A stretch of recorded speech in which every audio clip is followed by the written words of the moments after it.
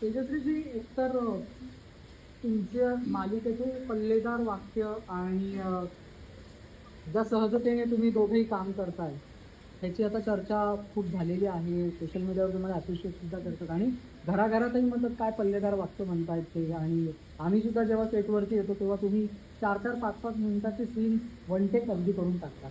परंतु आता थोडंसं विशेष वेगळं आहे, ज्याच्यात तुम्हाला डायलॉग्सच नाही आहेत.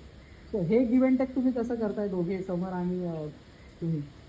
आनंदाचा दिवस आहे, माईक न लावता काम करायचा दिवस, त्यामुळे आम्ही खुश आहोत सगळे. आणि हा थोडा रिलीफच मिळाला आहे की चला आज असं फक्त एक मूक अभिनय करायचा आहे आपल्याला, फार वाक्य नाही बोलायचे. तो मज्जा येते, एक वेगळा एपिसोड आहे. माझा कन्सर्न फक्त त्या सगळ्या बायकांसाठीचा आहे ज्या पटकन फोडणी टाकून येते का मला ऐकू येत आहे, काही महत्वाचं असेल तर सांग असं म्हणतात. तर त्या सगळ्या काकूंना आता जेवणं उरकावी लागणार आहेत या एपिसोडसाठी, कारण तुम्हाला ऐकू नाही येणार आहे किचन मध्ये जेवण बनवताना. हा एपिसोड तुम्हाला बसून बघावा लागणार आहे आणि I am more excited about it. की चला त्या निमित्ताने आता आपल्या ज्या गृहिणी आहेत त्या अशा पटापट स्वयंपाक उरकून येऊन बसतील एपिसोड अख्खा बघायला. सो एक्सायटेड आहे. आणि बाकी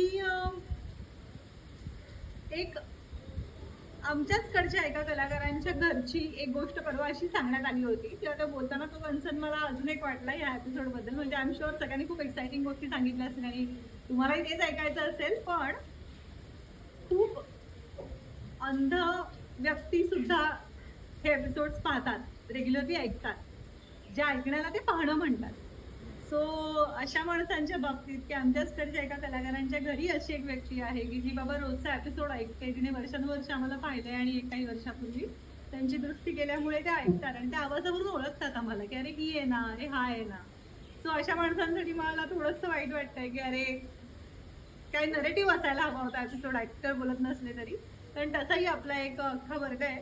पण याच्या पलीकडे जाऊन या एक्साइटमेंट आहे, वेगळं करतोय, टीव्ही करतोय म्हटल्यावर एक वेगळा प्रयोग आहे जो अख्खा एपिसोड मध्ये तुम्हाला कुठलाच कलाकार वाक्य बोलताना दिसणार नाहीये.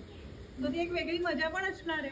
आणि अर्थात डायलॉग न बोलता दिवसभर काम करणं हे म्हणजे साधारण IT वाल्यांनी लॅपटॉप्स न वापरता काम करणं किंवा आज कॉल सेंटर वाल्यांनी फोन्स न वापरता काम करण्यासारखं आहे थोडंसं. त्यामुळे एक वेगळीच मज्जा येते. शाळेत युनिफॉर्म व्यतिरिक्त काहीतरी कपडे घालून गेल्यावर आपल्याला जसा आनंद होतो ना, तसं आता आय थिंक आम्हाला सेटवर आनंद झालाय.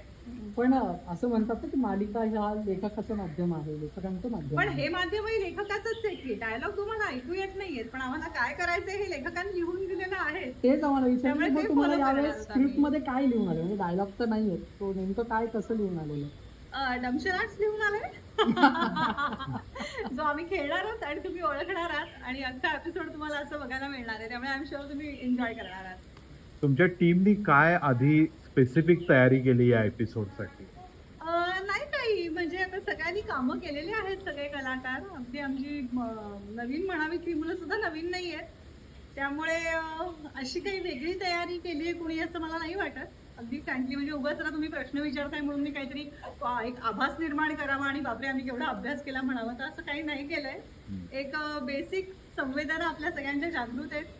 आणि बरेचदा आपण लहानपणापासून ह्या गोष्टी करत आलेलो आहोत की जिकडे आपण हळूच बोलत असतो कधीतरी, शाळेतल्या बाईंपासून लपायला आपण खाणाखुणा करत आलोय.